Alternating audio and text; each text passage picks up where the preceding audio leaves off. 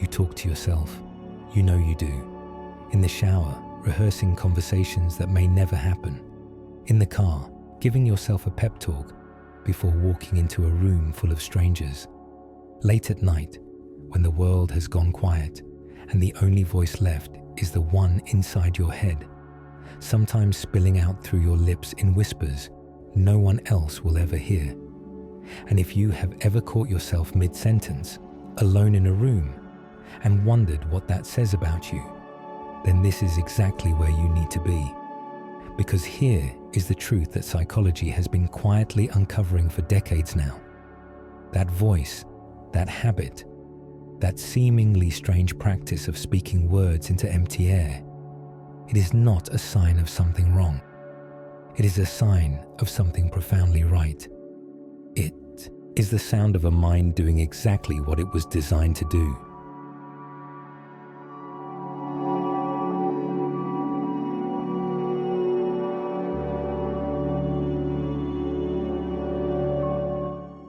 And understanding why could change the way you see yourself forever. So what is really happening when you talk to yourself? What deeper purpose does this hidden dialogue serve? And why do some people naturally do it more than others? The answers lie deeper than you might expect, in the very architecture of human thought itself. Most people assume that thinking happens in silence, that the mind works like a computer, processing information in clean, wordless calculations. But that is not how human consciousness actually functions. For most of us, thinking is not silent at all. It is verbal. It is a conversation. And that conversation has two forms that psychologists have studied extensively. There is the voice that stays inside, the one researchers call covert speech or inner speech. This is the constant narrator running through your day, commenting on everything you see and do, planning your next move, judging your choices, remembering fragments of the past, imagining possible futures. And then there is the voice that sometimes escapes, the one that becomes audible, that crosses the threshold from thought to sound. This is overt speech. This is talking to yourself out loud. And despite what you may have been taught to believe, this is not something to be ashamed of. Society has long looked at this second kind with suspicion. We associate talking to yourself with confusion, with losing grip on reality, with being somehow less stable than those who keep their thoughts neatly contained beneath the surface. But psychology tells a completely different story. The research reveals that people who talk to themselves out loud often demonstrate higher levels of cognitive function. They are not falling apart. They are thinking more effectively. They have discovered, perhaps without even realizing it, a tool that makes the mind work better. This is where something called metacognition enters the picture. Metacognition is simply thinking about thinking. It is the ability to step back from your own mental processes and observe them from a distance, to ask yourself why you feel a certain way, to notice when your thoughts are spiraling in unhelpful directions, to recognize patterns in your own behavior that might otherwise remain invisible. And people who engage in regular self-talk tend to have stronger metacognitive abilities. They are more aware of their own minds. They understand themselves better. The voice they speak out loud is not a symptom of disorder. It is a tool for deeper self-understanding, a way of turning the invisible workings of consciousness into something that can be examined and improved. Think of it this way. When you keep a thought trapped inside your head, it remains fluid, shapeless, easy to ignore or distort. It blends into the background noise of your mental life, becoming just another wave in the endless ocean of cognition. But when you speak that thought out loud, something important changes. The words take form. They become real in a way they were not before. You can hear them with your own ears. You can evaluate them as if they were spoken by someone else. You can respond to them, argue with them, refine them. This is why talking through a problem often leads to sudden clarity. The act of speaking forces the mind to organize itself, to commit to specific words, to make sense of what was previously a fog of competing ideas and half-formed notions. This organizing power is particularly remarkable when it comes to emotions. Human feelings are complicated creatures. They layer on top of each other, blend together in unexpected ways, and often contradict themselves entirely. You can feel angry and sad at the same time. You can love someone deeply and resent them in the same breath. You can be excited and terrified about the same upcoming event. These emotional tangles do not sort themselves out easily when left alone in the dark of the unexamined mind. But when you speak them, when you say out loud what you are actually feeling, something remarkable happens. The emotion becomes external. It is no longer just trapped inside you, pressing against your chest, coloring your every thought. It is out there, in the air, in the room, where you can look at it with some measure of objectivity, where you can examine it from a distance that was impossible before. Psychologists sometimes call this verbal processing or emotional regulation through speech. It is like creating a map of your inner world, a geography of your own psychological landscape. When you talk to yourself about what you are feeling, you are drawing the mountains and the valleys, marking the rivers and the storms, giving names to territories that were previously unknown and therefore frightening.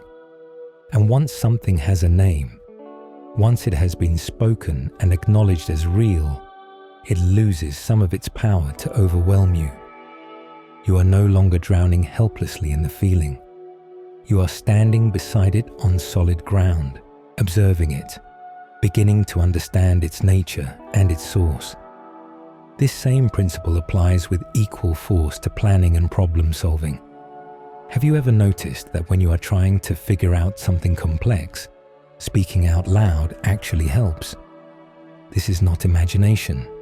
This is not coincidence. When you verbalize your thoughts, you engage different parts of the brain than when you think silently.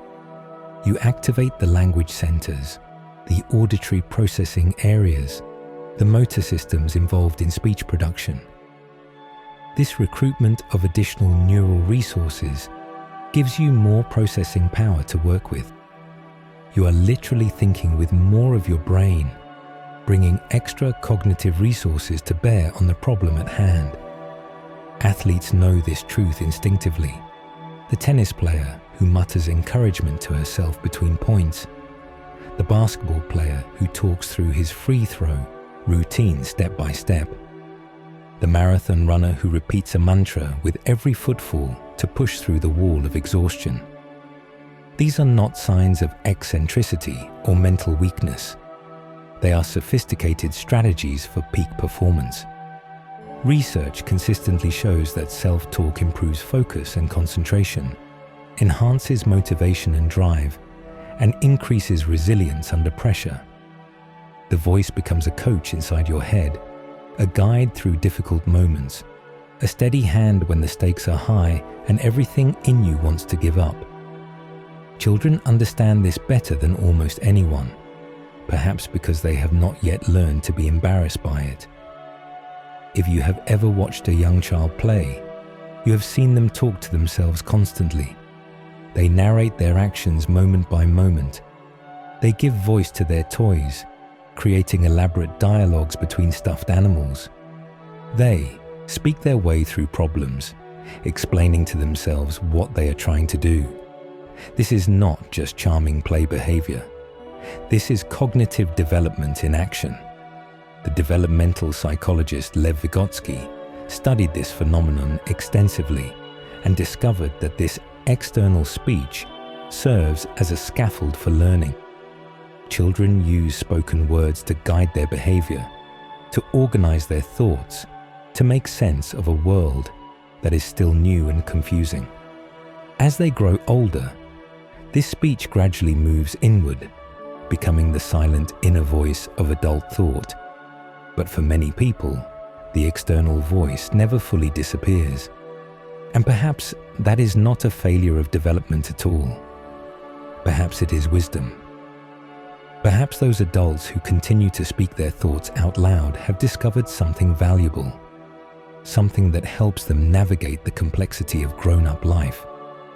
They have kept access to a powerful cognitive tool that others have been trained to abandon out of misplaced embarrassment. There is another function of self-talk that deserves attention here, and that is its role in memory and learning. When you repeat information out loud, you encode it more deeply into your brain.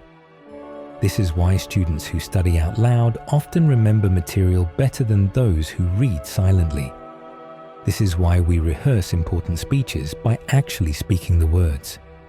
The act of vocalization creates multiple pathways for the information, engaging auditory memory in addition to visual and semantic processing. Your mind is essentially hearing the information twice. Once as you formulate the words, and once as you listen to yourself speak them. This double encoding strengthens the memory trace, making it easier to recall when you need it. Self-talk also plays a crucial role in attention and focus. When you instruct yourself out loud about what to do next, you are less likely to become distracted. The verbal command cuts through the mental noise and keeps you anchored to the task at hand. This is why people often talk themselves through complicated procedures step by step. This is why we say things like, okay, first I need to do this, then I need to do that. The spoken words act as a kind of mental rope, keeping your attention tethered to where it needs to be. There is, however, a shadow side to this inner and outer dialogue. And this is where we must be completely honest about the difference between self-talk that serves you and self-talk that imprisons you. The distinction lies in purpose and direction. Healthy self-talk is purposeful. It seeks to understand, to solve, to process, to move forward. It asks questions with the genuine intention of finding answers. It explores emotions in order to release them and grow from them. It plans and organizes in order to take meaningful action. Rumination is something else entirely. Rumination is the mind spinning its wheels on the same problem over and over again without ever gaining traction. It is asking the same painful questions endlessly without truly wanting answers. It is replaying the same mistakes, the same regrets, the same fears in an infinite loop that leads absolutely nowhere. This is not thinking. This is mental quicksand. And the terrible truth is that the more you struggle within it, the deeper you sink. The voice of rumination sounds like productive thinking. It feels like you are working on the problem, making progress, getting somewhere. It whispers seductively that if you just analyze the situation one more time, you will finally understand what went wrong. If you just replay that conversation once more, you will figure out what you should have said. But this is an illusion. Rumination is not analysis. It is avoidance dressed up as effort. It keeps you focused on the problem so intensely that you never actually have to face it, change it, or let it go and move on with your life. People who engage in frequent self-talk are often particularly vulnerable to this trap. The same capacity for deep introspection that allows for genuine insight can become a prison when turned against itself. The mind that sees clearly can also see too much. The sensitivity that notices patterns and connections can also detect flaws in high definition, magnifying every mistake, every weakness, every moment of failure until they fill the entire frame and nothing else is visible. This is the double-edged sword of the inner voice. It can be your wisest counselor or your cruelest critic. It can guide you toward growth and healing, or push you into spirals of self-doubt and despair. The difference is not in the voice itself, but in how you use it, whether you can recognize when it has stopped serving you and started harming you instead. Consider the tone of your self-talk. When you speak to yourself, are the words kind or cruel? Are they encouraging or dismissive? Are they the words of a patient teacher or a harsh judge? Many people would never speak to a friend the way they speak to themselves. They reserve their harshest criticism, their most cutting remarks, their most unforgiving judgments for the voice inside their own head. And this matters more than most people realize. The tone of your inner dialogue shapes your emotional landscape more powerfully than almost anything else in your life. When that voice is compassionate, when it speaks with understanding and patience, it creates a foundation of psychological safety. When that voice is critical, when it attacks every flaw and amplifies every failure, it creates a constant state of inner warfare that exhausts the spirit and drains the capacity for joy. And this recognition, this crucial ability to notice when your thoughts have turned destructive, is itself a form of metacognition. It is thinking about your thinking. It is stepping back from the mental noise and asking a simple but powerful question. Is this helping me? Is this leading somewhere useful? Or am I just going in circles, wearing grooves deeper into paths I have walked 1,000 times before? The people who master self-talk learn to make this distinction clearly. They develop a relationship with their inner voice that is based on honesty, kindness, and purpose. When the voice speaks, they listen with attention, but they also evaluate what they hear. They ask whether the thought is useful, whether it is kind to themselves, whether it moves them towards something better.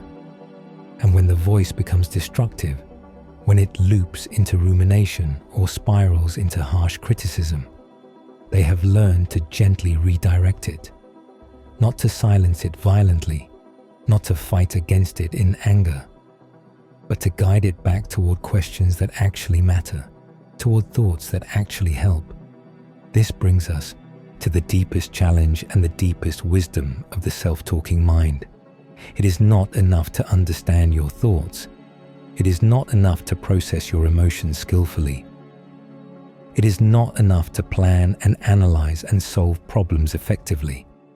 At some point, the mind must learn to rest. At some point, the conversation must pause so that life can actually be lived, not just endlessly examined and discussed. The thinkers who go deepest into themselves often struggle most with this truth. They have built an entire life in the inner world. The dialogue is constant, the analysis never ending.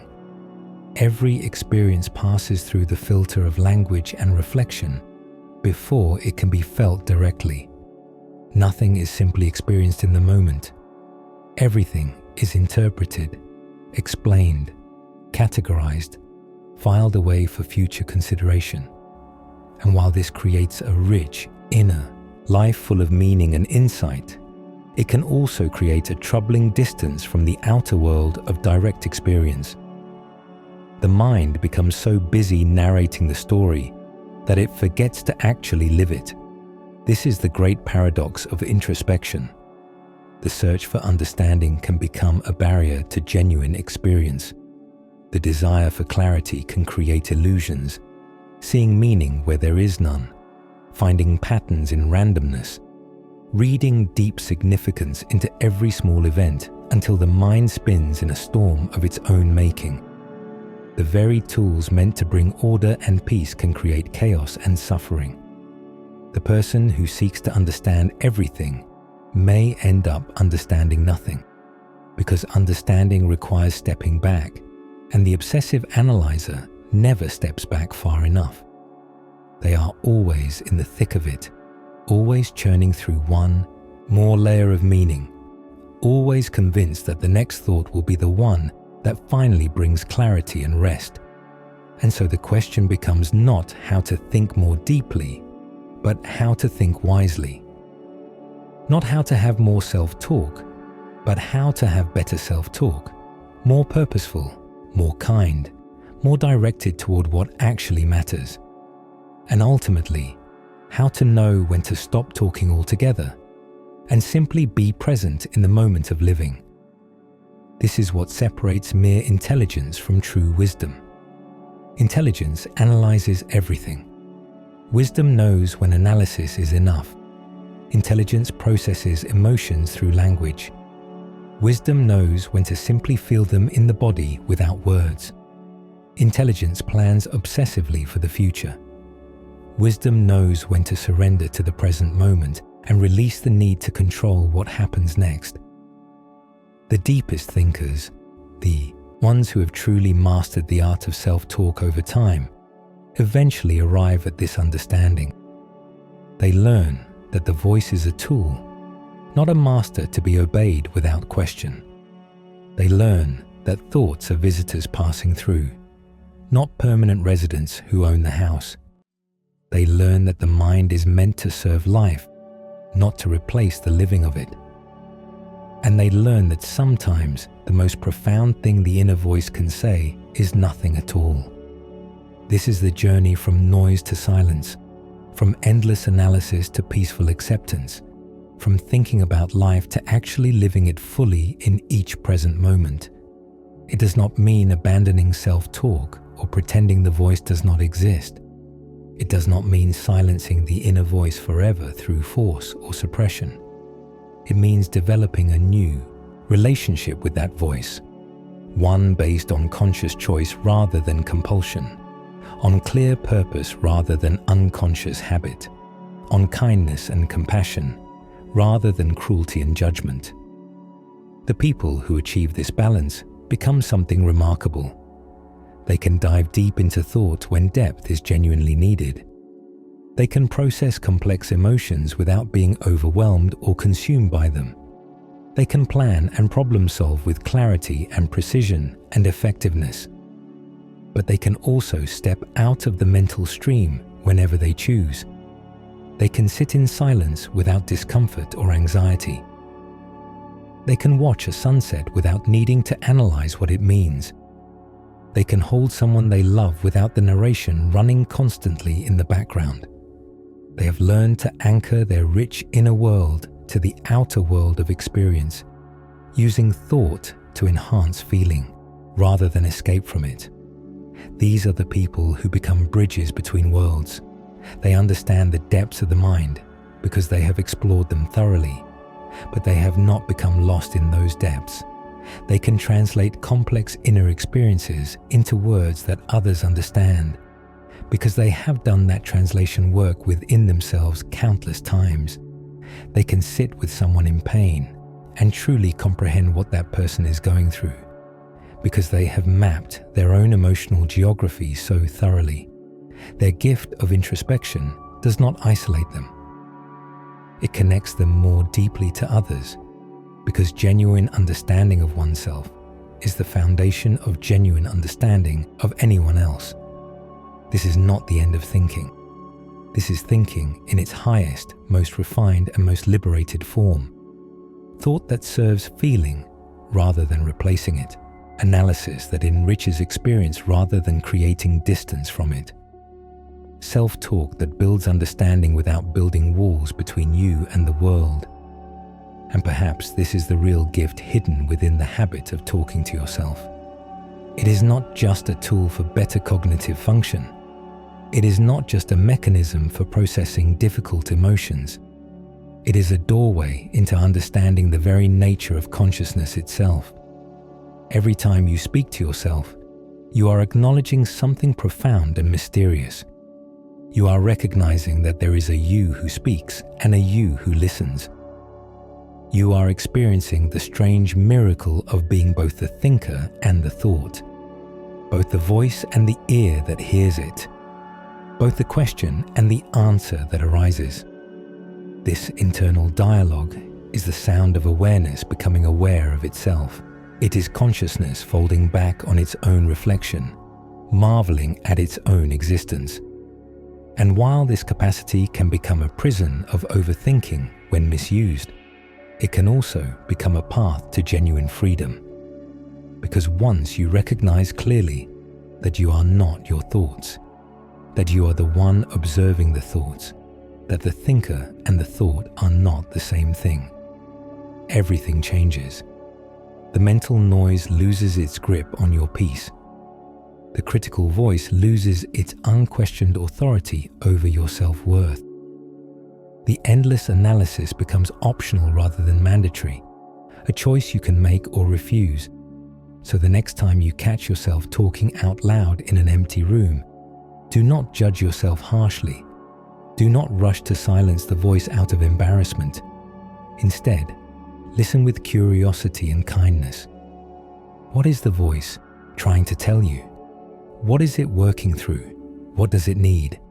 And then, when the conversation has served its purpose, give yourself permission to let it fade into quiet, not because there is anything wrong with the voice, but because you have remembered something important about who you really are.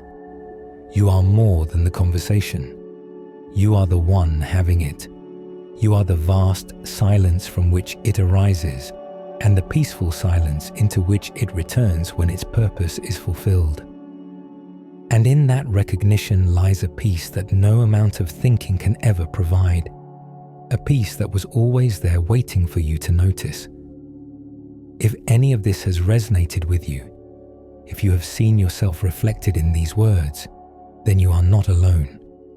Millions of people carry on this hidden dialogue every single day, and most of them have never stopped to consider what a remarkable and beautiful thing it actually is. They feel strange about it, maybe even ashamed, when in fact they should feel curious and grateful. The fact that you are here, that you wondered enough about your own mind to seek out this understanding, says something meaningful about who you are. It says that you are curious about the nature of your own experience. It says that you care about becoming more than you already are. It says that you are not content to simply exist, but want to understand what existence means. And that, more than anything else, is what makes this journey worth taking. If you found value in this exploration, consider sharing it with someone else who might need to hear it. And whatever you do, keep listening to that voice inside you. It has more to teach you than you know.